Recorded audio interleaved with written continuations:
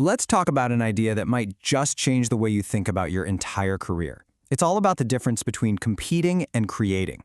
And honestly, it's the real secret to succeeding at work without getting tripped up by your own ego. You know that feeling, right? You've just won a big argument in a meeting, you proved your point, but then you look around the room and feel this weird, heavy tension. That exact feeling is why we're talking about this today. It's a huge sign that maybe just winning isn't the actual goal. All right, so let's dive into what we're going to call the competition trap. It's this sneaky belief that for you to get ahead, someone else has to fall behind. And it's a trap that so many of us, myself included, can get stuck in without even realizing it. See, here's the hidden price tag on all that constant competing. That quick victory might feel good for a second, but over time, man, it just poisons the well. It makes people distrustful, it forces everyone to think only about the next 5 minutes instead of the next 5 years, and worst of all, it creates this toxic zero-sum culture. You know, the kind of place where, for me to win, you have to lose. That's not a team, that's a battlefield. This quote, wow, it just nails the problem, doesn't it? It completely reframes how we should look at being hyper-competitive. It's not a sign of strength or confidence. A lot of the time, it's really just a defense mechanism. It's the fear of not being good enough, the fear that there isn't enough to go around, all just disguised to look like ambition. So if that's the trap, how do we get out of it? Well, the answer is a pretty huge shift in how you see the world. It's about moving away from a mindset of scarcity and towards one of genuine abundance. Okay, let's do a little honest gut check for a second. When your coworker gets a big shout out from the boss or lands a huge success, what's your very first gut reaction? Is it a tiny little sting of jealousy, a little voice that whispers, well, there goes one less opportunity for me? If you feel that, that's the scarcity mindset talking. And it's a loud voice, but it's not telling you the truth. This really lays out the two paths you can take. On the one hand, the competition mindset looks at the world like it's a fixed pie and is always asking, how do I get a bigger slice than that person? But the creation mindset, it asks a totally different question, a much better one. How can we work together to make the whole pie bigger for everyone? That one little shift in thinking, it changes everything. And look, making this shift isn't just about having a nicer day at the office. It's way, way bigger than that. This is about the foundation of the impact you leave behind, your legacy. Because a real legacy isn't built on a pile of solo wins. It's built on a network of strong relationships.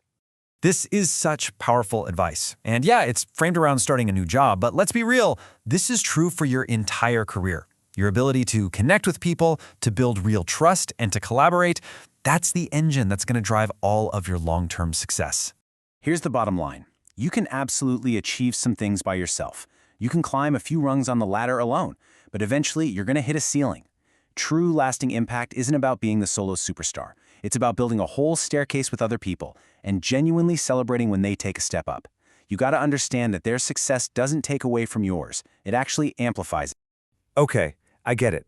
This all sounds great in theory, but you're probably thinking, how do I actually do this stuff? Perfect. This next part is your practical playbook. These are the real-world things you can do to build the trust that makes this whole creative mindset possible. It all has to start inside your own head with these attitudes. First, let go of needing to be right and focus on being effective. What matters is the result, not who won the argument. Next, when people are talking, listen to actually understand them. Don't just wait for your turn to talk. And try this one. Just assume that every single person you meet knows something you don't. It keeps you humble and open. And finally, you have to let go of grudges. Bitterness is like trying to swim with an anchor tied to your ankle. It just drags you and everyone else down. And now for the actions, the simple things that bring that mindset to life. Catch people doing something great and tell them specifically what you noticed. And make sure you see the quiet contributors, the ones who are always doing great work but never seek the spotlight. And then there's the basics, just mind your manners, respect people's time, say thank you. It seems small, but it's huge. And maybe the most important of all, be reliable. Just do what you say you're going to do. That is the absolute bedrock of trust. So, all of this we've been talking about, it really boils down to one final unifying idea. It's a simple metaphor, but it is so powerful. A rising tide lifts all ships. When you focus on creating things together, on sharing the credit, on being someone people can count on, you're not just paddling your own little canoe anymore. You're helping create a powerful current that moves everyone forward.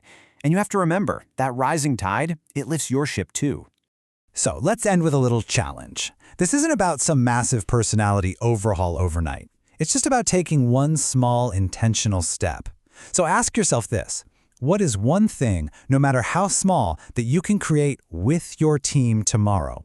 Because that is where the real winning actually begins.